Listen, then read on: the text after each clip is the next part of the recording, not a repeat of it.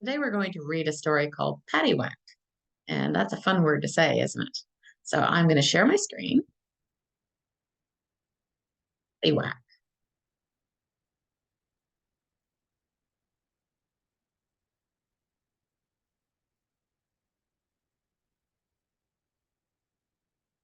My name is Paddywack. I am 9 hands high. That's a very good size for a pony like me. I am just the right size for my girl, Jane. When I first got Jane, she didn't know how to ride. She jerked my reins. She fell off me for no good reason. Worst of all, she forgot my treats. She has a lot to learn, I told my friend Carol. You'll teach her, said Carol. Carol is one smart cat. I was not Jane's only teacher. Miss Lawley helped. She said the words, focus, Jane, heels down, down, down. I did the rest, a steady walk, a smooth trot, a gentle canter. Jane's riding got better. She's starting to feel like a girl, I told Carol, not a sack of carrots. Is that because she's a better rider, asked Carol, or because she's giving you treats? Carol knows me very well. One sunny day, Jane was ready to start jumping. Miss Lawley set up the cross rails. Jumping is hard work. After our first lesson, I waited for my treat, but Jane forgot it. I do not forget how to walk or trot or jump, I told Carol later. How could she forget my treat? Carol licked her paws. Maybe you could remind her, she said. Maybe I could. The next day we jumped some more. Jane did not stay on me very well. She was not happy. Neither was Miss Lawley. Jane forgot my treats. She also forgot to close my stall door. I decided to go for a walk. The chickens got in my way, so I chased them. Went swimming in the pond. I scared the frogs. The garden was full of tasty nibbles. I jumped over the fence to eat them all. Jane found me there. Paddywack, she cried. What are you doing? Silly question, I thought, and I ran away. Jane ran after me, out of the garden, past the chicken coop, and around the pond. Jane could not catch me, but Miss Lawley could. That was the end of my walk. Paddywack, you are a very naughty pony, she said. And you, she told Jane, are a forgetful girl. You must always remember to close Paddy's stall.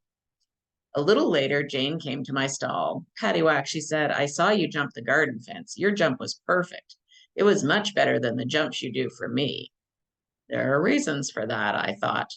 Let's make a deal, said Jane. My ears wiggled. I was listening. Please jump for me the way you jumped the garden fence, said Jane. If you do, I will give you this many treats every time. She held out 3 treats. I ate them fast. Then I gave a little woof. It was a deal. The next day, Jane and I jumped and jumped. Each jump was perfect. Fantastic, cried Miss Lawley. Jane gave me all my treats. The jumps got higher. We worked hard.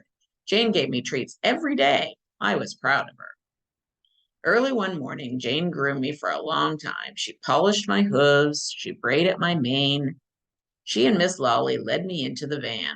Where were we going? We got out in a big field. There were horses and ponies and trailers all around us. We were at a horse show. I saw lots of old friends. We whinnied and snuffled and pranced for each other. Then Jane rode me to the ring. Our first class was walk trot. Easy, I thought, but it wasn't easy for Jane. She held her crop upside down. She lost a stirrup. She dropped the reins. There were 5 of us in the class. We came in 5th. Next was walk, trot, canter. Jane can do this, I thought, but I was wrong. There were 6 in the class. We came in 6th. Crossrails was next. Miss Lawley patted Jane's shoulder. You and Paddy can show off your jumping, she said. Good, I thought. Lots of treats. Jane looked unhappy. She whispered in Miss Lawley's ear. Really? Said Miss Lawley, frowning. You better have a talk with them. Jane led me away from the ring. Paddywack, she said, I have something to tell you. I forgot your treats. What? My ears went back. I couldn't believe it. I know we had a deal, said Jane, but I messed up. She hung her head. I wouldn't blame you if you dumped me right in front of the judges, she said. Now there's an idea, I thought. Miss Lawley hurried over. The jumping class was starting. Jump the way you jumped the garden fence, begged Jane. Please, Paddy.